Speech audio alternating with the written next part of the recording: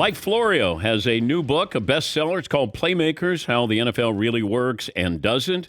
Now available online wherever books are sold. And it's also available books on tape. My nephew listened to it, loved it. Mike joins us now. Mike, the number one story leading up to the draft is what? Well, I think it's whether and to what extent quarterbacks are going to be overdrafted. We had fewer available in free agency and trades for the teams out there that are desperate. There are some teams like the Panthers that can't convince any veteran quarterbacks to come play for them. So the only way to do it is involuntarily with the 6th overall pick. I love the fact that 3 of the teams that tried to get Deshaun Watson and obviously didn't in the same division, Panthers, Falcons, Saints. Saints have 2 picks between 15 and 20 that they could package to try to cut the line in front of the Panthers at 6, the Falcons at 8. And you hear for months, this quarterback class isn't very good. Doesn't matter because teams always need quarterbacks. And this is one way to get them. And because it's not as expensive as it used to be, you can roll the dice. If it works, great. If it doesn't, you'll be back in position to draft another one soon enough. So whether or not teams take quarterbacks who are maybe marginal prospects over great, maybe edge rushers or other players, that's what's going to fascinate me. And quarterbacks are always the story in the NFL. Give me the team, though, that they could change the entire first round of the draft. Well, I think a team that would decide to obviously trade down, a team in the top 5 that has multiple picks and is looking for, like the Giants. I keep looking at the Giants at 5. They've got some heavy lifting to do. The best Giants teams of the past 20 years were teams that had great offensive lines and defensive lines. And the failure of Dave Gettleman, the former GM, to develop the offensive line is the biggest reason why he's the former GM of the Giants. So you got Joe Shane in there now, who's sitting there at 5. And I mentioned earlier, the Saints could try to trade up. They could keep sliding back, stockpiling more lottery tickets. That's what these are. They're unscratched lottery tickets. It's one of the points I make in Playmakers. And the more tickets you get, the more you scratch, the greater the chance you're going to get some winners. So the team that can shake up the draft the most is the team that finds the opportunity to trade down and get the most lottery tickets. And then 3-4 years from now, we say, hey, boy, they had a hell of a draft back in 2022. When we're focused on the 2025 draft, we're going to realize potentially one of these teams really cashed in this year. Summarize the latest scandal with the Washington Commanders. People could go to jail. How about that? And it took a turn. We've seen it unfold over the past few days. And I think one of the realities is with the Washington Commanders, there's been this drip for the past couple of years, and nothing ever happens. So we think that each news story is just another drip that's not going to cause anything to happen. Yesterday was different. Yesterday was a congressional committee referring to a federal agency with copies to the attorneys general from 3 states with jurisdiction over the Washington Commanders, claims that the organization engaged in 2 types of financial fraud. One, that the team shorted revenue that should have gone to the league for distribution to all teams. That's troubling. And again, these are allegations, but they're made by somebody who worked for the team for 24 years. The other allegation, which could result in criminal prosecution, the idea that they had a deliberate scam in place. Again, allegedly, I'm not looking to get sued today or any day for that matter, but the notion that they were keeping security deposits made by their best customers, the people who bought season tickets year in and year out, no matter how crappy the team was, they kept coming back. And there was supposedly some sort of a scam to keep their security deposits, to make it very difficult to get them back. So people just say, screw it, I'm going to quit trying. That to me is the thing that could launch a prosecution, grand juries, indictments, and you work your way up to the ladder until you get to the very top. And all of a sudden, Daniel Snyder's got a lot more to worry about than losing his team. But the government can't force him to sell. This would be incumbent upon the owners and the commissioner? Yes. Okay. At least 24 owners would be required to force him to sell. But I think one of the reasons the league has been reluctant, first of all, the league doesn't want to hold Daniel Snyder to a standard that then would potentially apply to other owners. They're protecting the other owners in protecting him. But I think they also don't want to get into a fight with Snyder, because he will fight and fight and fight, and it will be ugly and it will be nasty and there'll be dirty laundry everywhere. But the league at this point may just simply step back. Let this thing play out. Let's see if there's prosecution.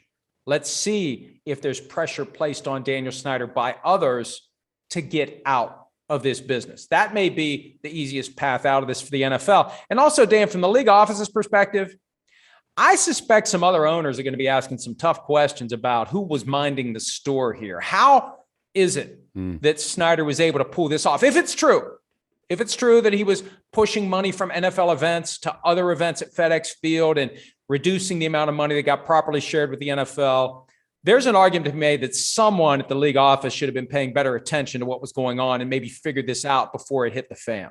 He's Mike Florio, Pro Football Talk Live co-host, and his new book, Playmakers, available online wherever books are sold. Bill Belichick turned 70. Now, he's as involved as any coach, and you start to look at when John Wooden stopped coaching or when Red Auerbach, when he stopped coaching. Like Bill Belichick, this is... Now, Pete Carroll is at the same age, but it feels like Belichick is not reducing his workload. It feels like he's been all in. He's not a figurehead like Paterno was or Bobby Bowden was later in their careers. How do you explain this? Well, I mean, the guy lives for football. He loves football. It is his identity. It is what he does. What else would he do? What would you retire and go do? It's where he gets his day in and day out satisfaction. And 2 points, Dan. A few years ago, Robert Kraft, the owner of the Patriots, told me at one of the league meetings, we had him on PFT Live, he wants Bill Belichick to keep coaching into his 80s. He invoked names like Rupert Murdoch and Warren Buffett, people who have shown that they can continue to function at a high level beyond that 80th birthday. But here's the difference. And this is why George Halas retired as coach of the Bears in the mid-60s. He got to the point where he just physically couldn't do it. There's a bad call. He's got to run 20 yards to yell at the official. He can't do it anymore. He can't get there physically. That's the thing to watch. As these coaches get older and older, can they still move on the sideline like they need to actively and properly coach the game? And the guy that I watch, and this amazes me, I looked it up last week and I fell out of my chair.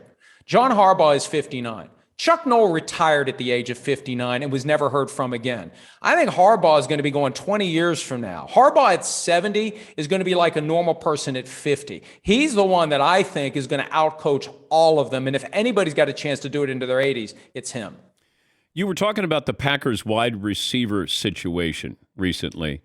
How are they addressing this to help Aaron Rodgers after losing Devontae Adams? Well, Rodgers said after the loss to the 49ers, he doesn't want to be part of a rebuilding effort. Meanwhile, his receiver room has been blown to smithereens. When Randall Cobb is your number one guy in 2022, you've got a problem. So what are they going to do, Dan?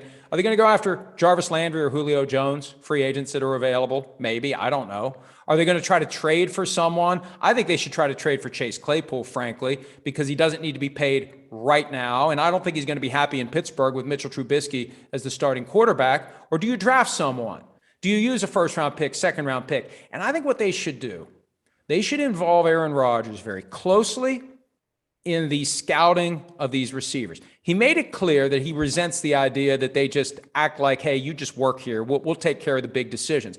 Get him involved. Have him watch film. Get his input. Get him to buy in to whoever it is they draft. So he's invested in getting that guy up to speed. They don't have a number one receiver. They won't have a number one receiver unless they do something. And if they go the route of the draft, it's on Rodgers to trust that guy quickly. And if he's not going to be there for the offseason program, and that's his prerogative, it puts more pressure on everyone during training camp to get that rookie, if it is a rookie that they go with, up to speed ASAP. And then what's happening with the Seahawks with, I don't know if DK Metcalf is available, Tyler Lockett's available. That's not going to bode well for whoever's the quarterback in Seattle if you're shopping those guys. Once you trade Russell Wilson, and remember, they said they had no intention to trade Russell Wilson, and then they traded him. So when they say they have every intention of keeping DK Metcalf, I assume that means he's out next too. But there's a fascinating dynamic in the NFL right now. You've got teams that are willing to give up major money and draft picks for established receivers. You've got other teams that'll say, hey, there's plenty of great receivers coming out every year. We'll take your draft picks like the Chiefs did. We'll take your draft picks. We'll gladly get rid of this burden of having to pay Tyreek Hill $27, $28 million a year. We'll just start from scratch. So where are the Seahawks right now? As they're rebuilding, can you really get the most out of DK Metcalf? That's really the question. And Sims and I talk about this all the time. They don't use him like they could. Like he could be Deebo Samuel in that offense. The guy's a superhero, but they don't get the ball in his hands as often as they need to. So if you're not going to use him, trade him to a team that will, take the draft picks, and hope that you can create the same magic you had 10 years ago when you built through the draft, and before you know it, you had a Super Bowl team.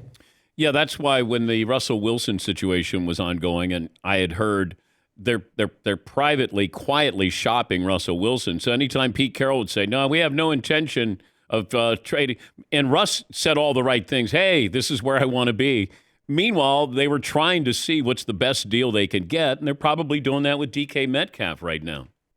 You have to, because if you're not going to pay him, and we see where the receiver market is going, and the longer you wait, the more expensive it's going to get. If you're not going to do it, then why not make the move now, maximize your value, and see what happens. Now, they reportedly aren't listening, but as we get closer to the draft, I think that's when the action may happen. And there are teams out there that are willing to make that move, give up the picks, give up the money to have that high-end receiver. And the Seahawks are not in that mode right now. They are clearly in tear it down and rebuild it. So why not get what you can for a guy that you're not going to get the most out of?